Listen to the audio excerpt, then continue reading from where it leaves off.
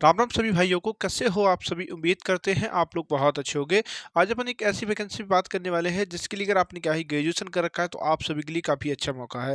इस वैकेंसी के संदर्भ में हम आपको क्या है A to Z जानकारी देंगे। कैसे अप्लाई करोगे, कहाँ से अप्लाई करोगे, कौन कौन कंडीशन में अप्लाई कर सकता है, क्या योग्यता आपके पास होनी चाहिए, संपूर्ण जानकारी हम आपको इस वीडियो में देने वाले हैं।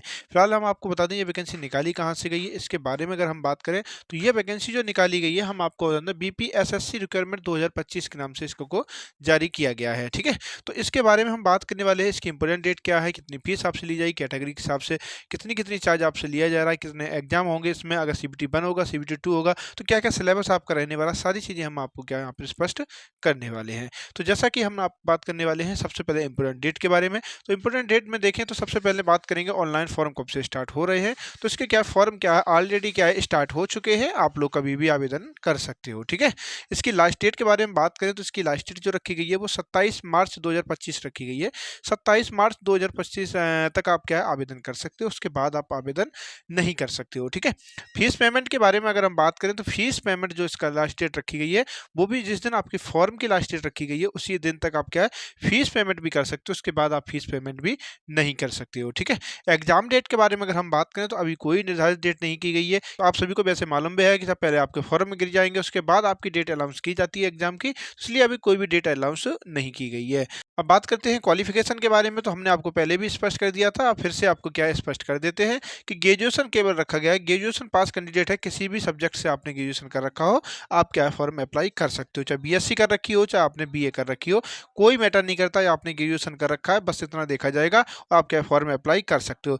किस पद के लिए आप अप्लाई कर सकते हो, तो सब इंस्पेक्ट प्रोविजन के लिए क्या है अप्लाई कर सकते हो। ठीक है, बात करें आगे कि आपकी सैलरी आपको कितनी मिलेगी अगर आपका सिलेक्शन हो जाता है। तो सैलरी के बारे में अगर हम बात करें तो इसमें सैलरी जो आपको मिलेगी वो आपको क्या है 35,400 से लेकर आपको क्या है 1,12,400 रुपए तक आपको क्या है मिलने वाली है। तो सैलरी तो आपको काफ़ी बेहतरीन इसमें मिल रही है, ये भी आपको मालूम होना चाहिए कि ये वैकेंसी निकाली कहाँ से गई है। तो ये भी आपको मालूम रहना चाहिए, ग्रेजुएशन से वैकेंसी निकाली गई तो उसमें ऑटोमेटिक ही आपको क्या सैलरी मिलेगी अच्छी, इसमें पोस्ट जो होती है वो काफ़ी अच्छी मिलती है। ठीक है, वैकेंसी जो तो आपको दिख रही है सब इंस्पेक्टर की, तो इसमें क्या है, इसमें आपका जो कार्य रहने वाला है, ये वैकेंसी जो निकाली गई है इसमें आपने देखा होगा अक्सर छापा वगैरह मारने का कार्य जो रहता है वो यही इंस्पेक्टर के माध्यम से किया जाता है।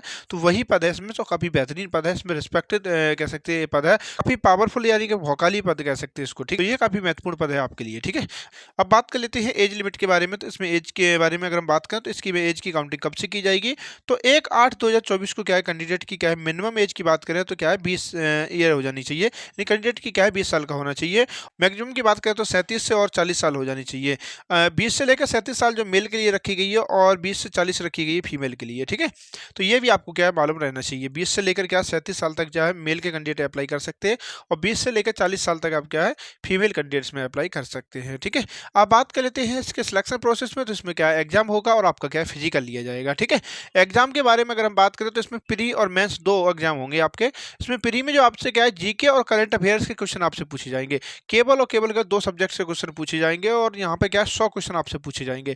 50 क्वेश्चन यहाँ से पूछे जाएंगे और यहाँ से भी मिला के टोटल अगर देखें तो टोटल आपसे 100 पूछे जाएंगे और 100 क्वेश्चन को करने के लिए आपको क्या 120 मिनट यानी क्या है 2 घंटे आपको दिए जाएंगे। तो काफ़ी समय आपको दिया जाएगा, ये भी आपके लिए काफ़ी बढ़िया मौका है। ठीक है, जब कोई कैंडिडेट प्री एग्जाम क्वालिफाई कर जाएगा उसके बाद मेंस लिए जाएगा और मेंस में क्या है जनरल हिंदी आपसे पूछी जाएगी और जनरल क्या है स्टडीज आपसे क्या है पूछी जाएगी। ठीक है, ये आपको क्या जानकारी इसकी भी होनी चाहिए, दोनों सब्जेक्ट अच्छी पकड़ होनी चाहिए तब आप मेंस क्वालिफाई कर सकते हो। ठीक है, तो ये इसका जो क्या है एग्जाम का सिलेबस था आपको हमने बता दिया है। अब बात कर लेते हैं फिजिकल के बारे में। इसमें जो फिजिकल लिया जाएगा तो उससे पहले हम बता दें आपको इसमें फीस चार्ज कितना लिया जा रहा है। तो जनरल कैटेगरी से कोई कैंडिडेट है OBC या EWS से तो उसे यहाँ पर क्या है 700 रुपये का चार्ज लिया जाएगा।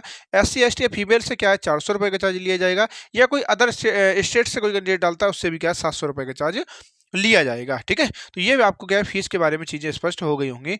अब बात कर लेते हैं फिजिकल के बारे में। तो हम आपको बता दें फिजिकल के बारे में अगर हम देखें तो इसमें मेल कैंडिडेट के लिए अगर हम देखें तो 1.6 किलोमीटर यानी कि 1600 मीटर को आपको क्या 6.5 मिनट में आपको क्या कंप्लीट करना रहेगा और फीमेल के लिए 1 किलोमीटर का रनिंग करनी रहेगी, वो भी आपको क्या 6 मिनट के अंदर आपको कंप्लीट करनी रहेगी। हाइट के बारे में अगर हम बात करें तो हाइट में अगर देखें तो 165 सेंटीमीटर जो है ना UR और OBC कैटेगरी के कैंडिडेट की हाइट होनी चाहिए। अगर कोई कैंडिडेट अदर कैटेगरी से आता है यानी SC ST वगैरह से अगर आता है तो उससे क्या 160 सेंटीमीटर उसकी हाइट होनी चाहिए और फीमेल से अगर कोई कैंडिडेट है तो उसका यहाँ पर 155 सेंटीमीटर हाइट होनी चाहिए। ठीक है, तो ये हाइट के बारे में चीज़ें स्पष्ट हो गई होंगी।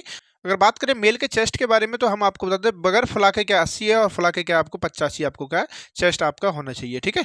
ये आपका क्या है फिजिकल में और चीज़ें ऐड कर लेंगे। तो हमने इस वैकेंसी के संदर्भ में आपको सारी चीज़ें स्पष्ट कर दी हैं, इसका सिलेबस क्या है, क्या फीस आपसे लगने वाली है, कितनी हाइट आपकी होनी चाहिए, सारी चीज़ें हमने आपको बता दी हैं। बात एक रह गई है कि आपको फॉर्म अप्लाई कहाँ से करना है, इसके बारे में और हम आपको बता दें। तो डिस्क्रिप्शन में इसका लिंक लगा दिया गया है, वहाँ से जाके आप क्या है फॉर्म अप्लाई कर सकते हो। फॉर्म अप्लाई करते समय किसी भी प्रकार की समस्या है तो आप लोग हमें कमेंट कर सकते हैं, ठीक है? अगर हमारे इंस्टाग्राम आईडी से जुड़ जाएँगे, वहाँ से कमेंट करेंगे, उसका रिप्लाई आपको ज़रूर मिलेगा। तो फिलहाल ये जानकारी आपको कैसी लगी, आप लोग ज़रूर बताएँगे। चैनल पे नए हैं, चैनल को सब्सक्राइब करेंगे और बेल आइकन को प्रेस कर लेंगे। तो फिलहाल ये जानकारी आपको कैसी लगी, आप लोग ज़रूर बताएँ।